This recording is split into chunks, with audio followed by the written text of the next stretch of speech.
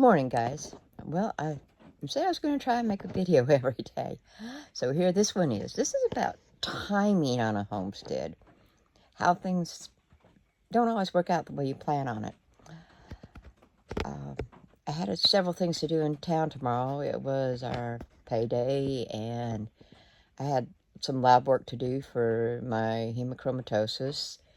And our creek was roaring, and it hadn't gone down enough to where I could cross in a little car. The truck's under the weather. And we thought, well, we'll go Friday. Guess what? We had heavy rains this morning. I'm not sure it'll be down enough to cross this evening. If not, well, we'll just have to go tomorrow. So we're doing a little bit of juggling. Ran out of propane, so we're cooking on the wood stove. Just odds and ends of things that you can do. The thing is, when you're homesteading, you need to think about alternative ways being on file for you. Hello, Thomas. There's my Chester cat. I'm talking and he thinks I should be talking, huh? But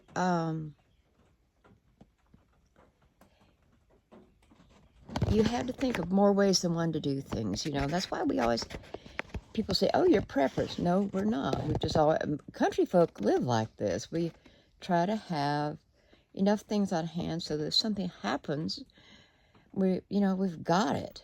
It's just a way of life. It's not it's not a thing that we do waiting for the end of the world. It's a thing that we do because it's everyday life, We've been snowed in back here for 10, 12 days sometimes. Yeah, we could get out in an emergency. I've done it a number of times. Both of us worked out for a while. We've had to go out and do things for a while. It's about thinking ahead, not out of fear, but out of just awareness. Maybe that's the big lesson is don't be afraid. Just be aware of consequences if you don't do something. Have a plan in place. Okay, if you run out of propane, how are you going to cook? If you use propane to heat, how are you going to heat? If you run out of wood, do you have propane on hand or do you have a lot of blankets, What are some alternative ways to handle food?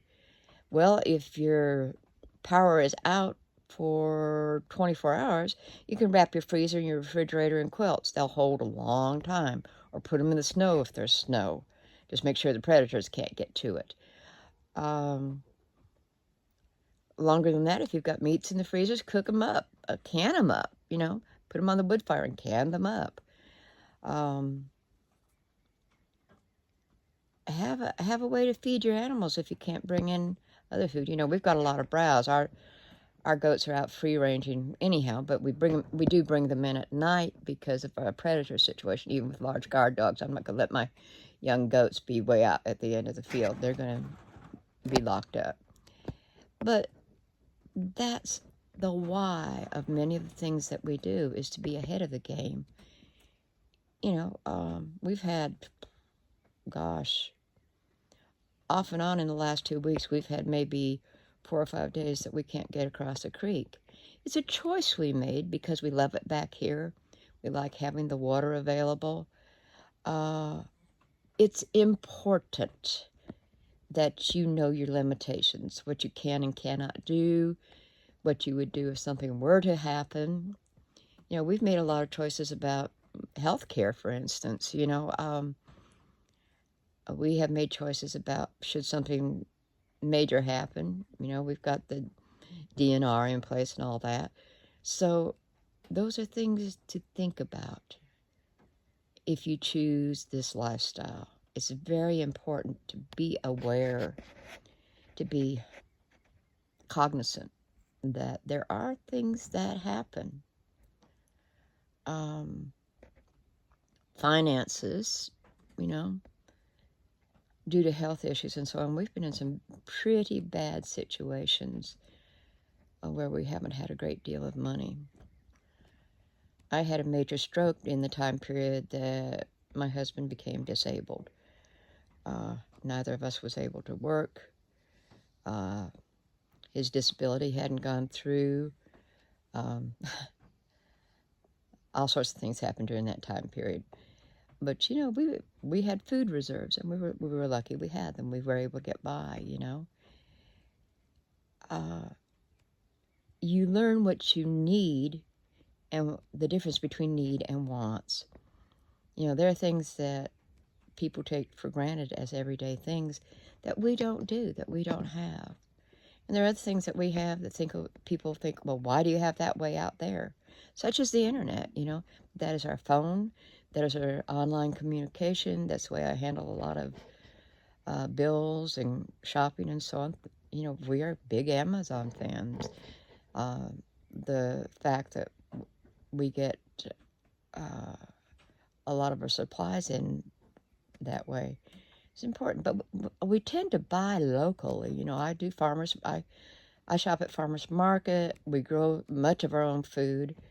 All of our soaps and sundries are things that we make. You know, I make soaps that at farmers market and online sell for high dollars. You know, I make a luxury soap, and I make a sugar scrub, and I make shampoo bars, and I make medicinal things here at home. You know, we do use a doctor. We do, you know, we combine modern medicine and our homegrown remedies.